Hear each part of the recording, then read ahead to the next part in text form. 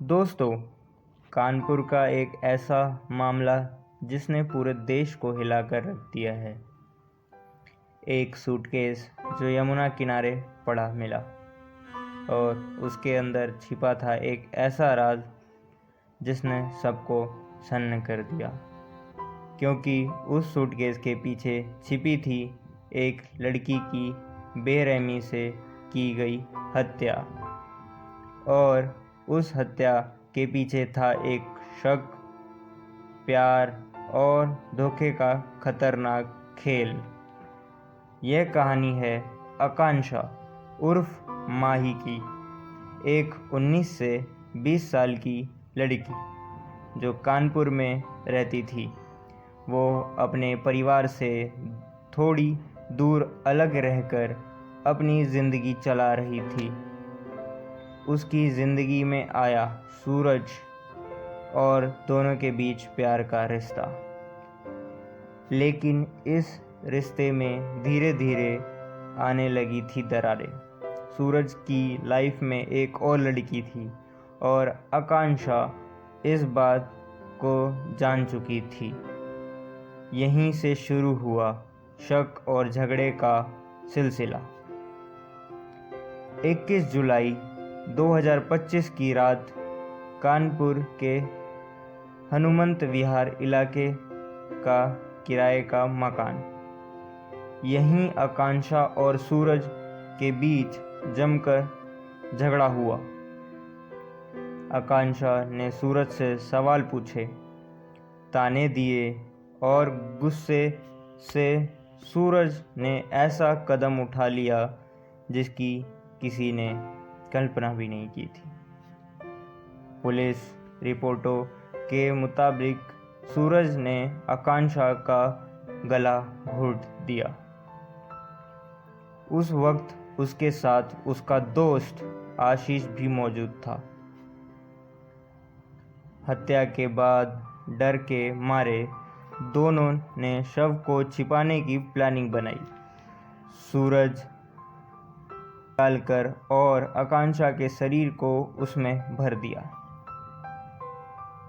ये सिर्फ हत्या ही नहीं थी, बल्कि इंसानियत को शर्मनाक करने वाली हरकत थी।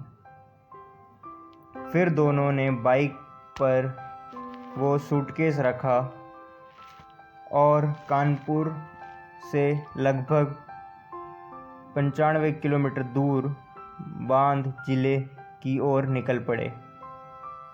रात के अंधेरे में यमुना नदी के चिल्ला घाट के पास उन्होंने वो सूटकेस फेंक दिया। लेकिन कहानी यहीं ख़त्म नहीं हुई। सूरज ने पुलिस और परिवार को गुमराह करने के लिए चालाकी की। उसने आकांक्षा के मोबाइल से झूठे मैसेज भेजे ताकि लगे कि वो जिंदा है।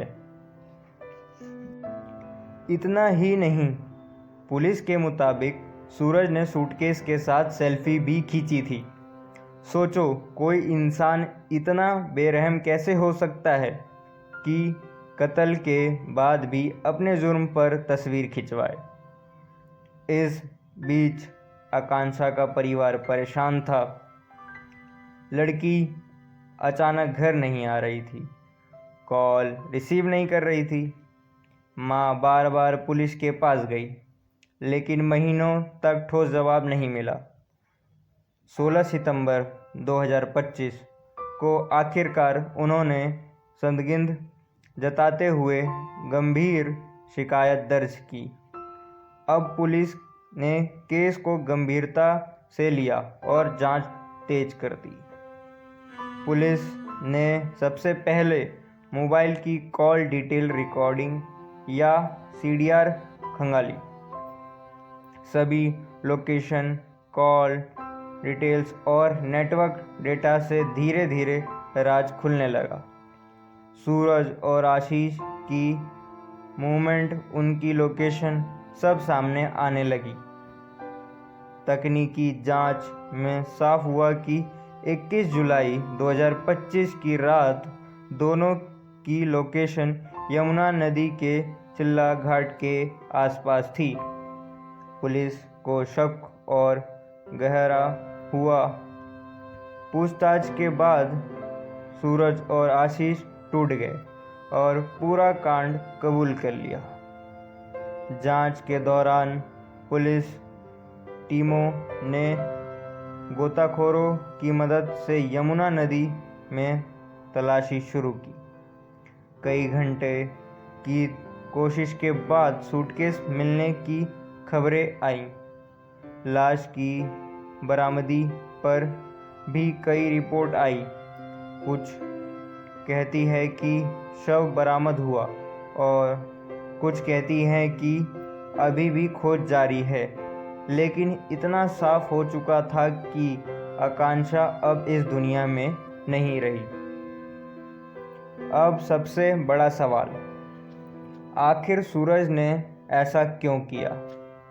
पुलिस के मुताबिक आकांक्षा ने सूरज के दूसरे रिश्ते पर आपत्ति जताई थी।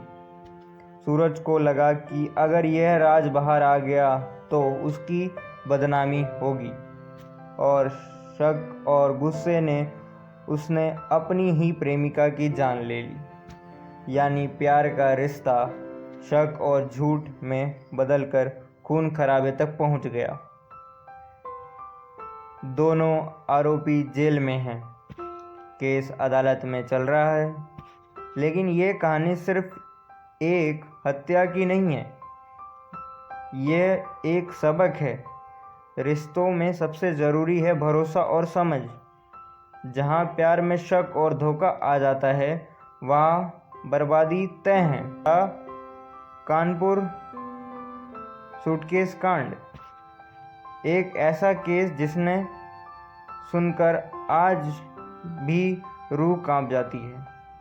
क्या आप चाहते हैं ऐसे क्राइम रोकने के लिए समाज को क्या करना चाहिए? कमेंट में अपनी राय ज़रूर दीजिए।